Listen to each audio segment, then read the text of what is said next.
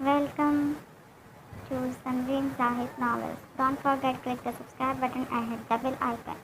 Episode 1 of novel Asir मोहब्बत by Sunbeam Zahid. शाम के बढ़ते हुए साए और मौसम के बदलते तेवर देखकर नूर की जान पर बनाई थी। उसने हाशिर को खोजने के साथ साथ भागते हुए इस अपने डिपार्टमेंट का रुख किया ताकि बारिश तेज़ होने से पहले वहां पहुंचकर हाशिर का इंतज़ार कर सके, जो उसकी 20 बार याद दिहाने पर भी अभी तक उसे लेने नहीं पहुंचा था। आज घर जाते ही अब्बू से शिकायत करूंगी और हारिस भाई से भी।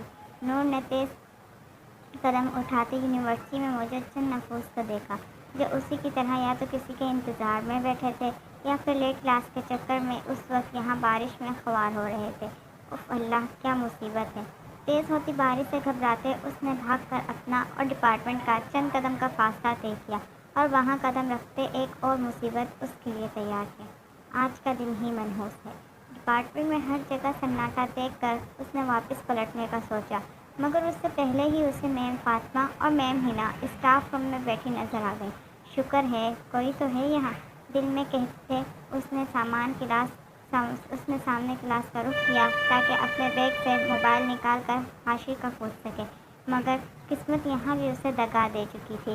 उसके मोबाइल की बैटरी डेड होते मोबाइल बस बंद होने के करीब था। अल्लाह, ये सारी मुसीबतें मेरी ज़िंदगी में आज ही आनी थी। खुद कलामी करते उससे पहले कि वो मैसेज टाइप करती, स्क्रीन आरजे के नाम से ब्लिंक हुई। कहाँ हो? अब कहीं अपने खालाजाद के ख्यालों में खोकर अपने 4 साल पुराने दोस्त को तो नहीं भूल गई? गुस्से वाले और शक्की इमोजी के साथ सेंड किए गए मैसेज पर अब नूर ने आबरू अचकाते आंखें निकाली और निकाब उतारने की जहमत किए बगैर ही चेयर पर बैठते मैसेज टाइप करने लगी। यूँ नहीं हूँ और खालाजाद से 1 महीने बाद शादी है, अभी हुई नहीं कि उसके ख्यालों में खो जा। और रही बात 4 साल पुराने दोस्त की, उससे मैं 1 घंटे में घर आकर बात करती हूँ। नाराज़गी वाले इमोजी के साथ उसने हाशिर के बजाय आरजे को मैसेज सेंड किया ताकि वो परेशान ना हो, जो इन 4 सालों में उसके लिए एक अच्छे दोस्त के साथ साथ अपनी नरम और ख्याल करने वाली तरबियत के सबब नूर की ज़िंदगी का एक अहम हिस्सा बन चुका था। और उसने आज तक कभी नूर से कोई गैर इखलाकी बात नहीं की और अब उसकी शादी पर वो सबसे ज़्यादा खुश था। हर मामले में नूर का साथ देना, उसकी हर बात को अहमियत देना, हर तकलीफ़ में उसके साथ रहना, हत्ता कि उसके सर दर्द पर वो सारी सारी रात जागता और बेचैन रहता था और बार बार उसे मैसेज करते उसकी तबीयत का पूछता, जिससे नूर अक्सर तंगी आ जाया करती थी। पर उसका फिक्र करना, हर वक्त अपने लिए बेचैन देखना अब नूर को भी अच्छा लगता।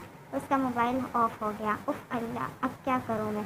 मोबाइल हाथ में लिए उसने फ्लैशी नज़रों से बाहर देखा, जहाँ कुछ लोग डिपार्टमेंट मक्के में से वक्फे से दाखिल हो रहे थे। जिस शक्ल से तो यूनी के स्टूडेंट ही लग रहे थे, मगर फिर भी नूर को एक साथ तकरीबन 20 के करीब लोग देखकर घबराहट हुई। तभी वो अपना निकाब ठीक करते, गाउन पर लगी मिट्टी को साफ करते, बैग उठाते कमरे से बाहर निकलने लगी ताकि दोबारा से गेट के पास जा सके। मगर जैसे ही उसने कदम बाहर की जानिब बढ़ाए, उनमें से एक शख्स, जिसका चेहरा बाकी के नीचे रुमाल से ढका हुआ था, उसकी तरफ आया। आलियान यहाँ। उस लड़के ने अपने ही जैसे खूबसूरत नौजवान जो हाथ में कुछ कागजात पकड़े खड़ा था, उसे इशारा करते कमरे की तरफ आने का कहा और बाकी को आंख के जरिए सब पर नज़र रखने का कहा। तभी 2 शख्स स्टाफ रूम और बाकी दूसरे कमरों की जानिब बढ़े। नूर ने यह सब देखकर बैग संभालते हुए जल्द से बाहर का रुख किया, मगर उससे पहले ही रुमाल वाले शख्स ने उसके सामने आकर उसका रास्ता रोका। क्या मसला है आपको? नूर ने घबराहट के बावजूद दिलेरी का मुजाहरा करते उसकी काली खूबसूरत आंखों में देखते हुए पूछा। कोई मसला नहीं, और तुमसे मुझे कभी कोई मसला हो भी नहीं सकता। आलियान को इशारा करते उसने नूर की तरफ कदम बढ़ाते हुए कहा, तो वो 2 कदम पीछे होते कमरे में वापस उसी कुर्सी पर जा बैठी जिस पर वो पहले बैठी थी। प्लीज़ मुझे जाने दो। उस लड़के के साथ मज़ीद 5 लोगों को कमरे में दाखिल होते और दरवाज़ा बंद करता देख अब सही मायनों में उसकी जान निकली थी। उसने उस निकाबपोश लड़के के आगे हाथ जोड़ते कहा, तो वो उसकी खौफ से भरी आंखों को देख कर मुस्कुराने लगा। घबराने की ज़रूरत नहीं, जब तक मैं तुम्हारे साथ हूँ, यहाँ क्या दुनिया का कोई शख्स भी तुम्हें कुछ नहीं कह सकता। बस पुरसकून रहो और कारी साहब आप शुरू करें। उसके गले से उसका यूनिक कार्ड, जिसमें उसके शनाख्ती कार्ड के साथ साथ सिकंदर साहब की भी एक शनाख्ती कार्ड की कापी मौजूद थी, जो नूर ने अपनी भुलक्कड़ तबीयत की वजह से उसमें रखी थी ताकि कल फॉर्म फिल करवाते वक्त उसे परेशानी ना हो। निकाल कर एक शख्स जो शक्ल से कारी या किसी मस्जिद का इमाम लग रहा था, उनको पकड़ाते हुए बाकी सबको बैठने का इशारा करता खुद भी नूर के साथ वाली चेयर पर बैठ गया। ये क्या कर रहे हैं आप? नूर, जिसके खौफ की वजह से बोलती बंद हो चुकी थी, उसने घुटी हुई आवाज़ में अपने पास उसी निकाबपोश को बैठते देख کر پوچھا، جس کا چہرہ رومال کی وجہ سے وہ دیکھ نہیں پا رہی تھی۔ نکاح کر رہا ہوں تم سے، کالی آنکھوں والے شخص نے جتنی تسلی سے جواب دیا، نور نے اتنی ہی حیرت سے اس کے ساتھ ساتھ ان 5 نفوس کو دیکھا جو کہیں سے بھی گنڈے یا چور نہیں لگ رہے تھے۔ آج بھی گھر میں وہی خاموشی تھی۔ اماں صاحب اور جان زیب کہیں جا رہے تھے۔ کہاں کی تیاری ہے اماں صاحب؟ نیہا نے کالج سے آتے ہی جب انہیں تیار دیکھا تو پوچھنے لگی۔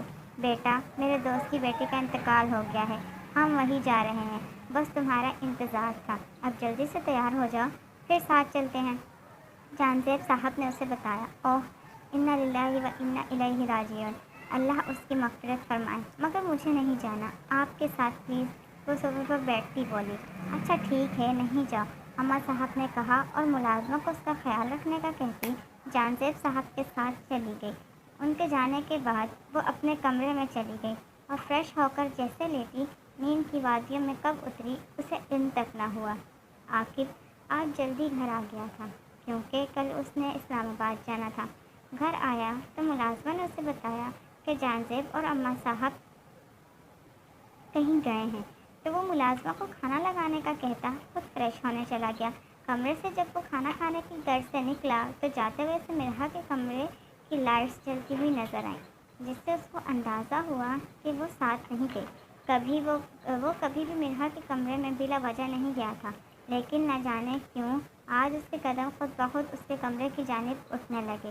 آہستہ سے وہ دبے قدموں کے ساتھ دروازہ کھولے اس کے کمرے میں داخل ہوا، لیکن جب اس کی نظر سوتی ہوئی مرحا پر پڑی تو وہ بالکل جامد ہو گیا۔ مرحا کا معصومیت لیتی اور سوتا ہوا چہرہ، اس کی نظریں اس پر منجمد ہو گئی تھیں۔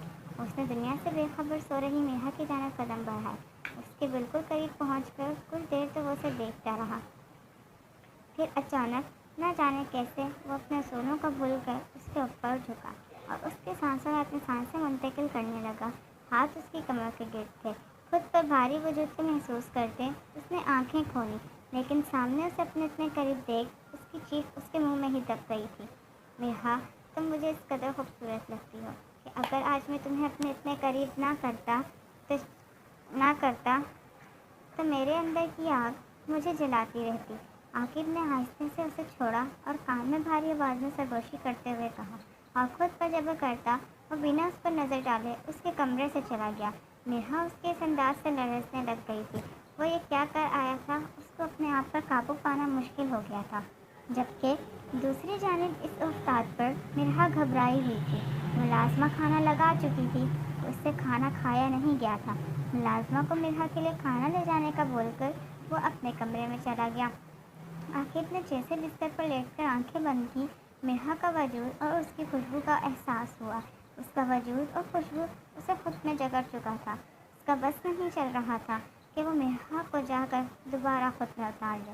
یہ رات جہاں عاقب کے لیے مشکل تھی، وہیں مرحا کے لیے بھی مشکل تھی۔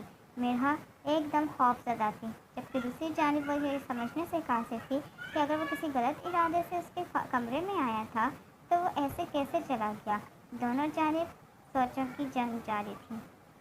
اسیر محبت بائی زمین زاہد ناول کو لائک کریں اور چینل کو سبسکرائب کریں۔ Thanks for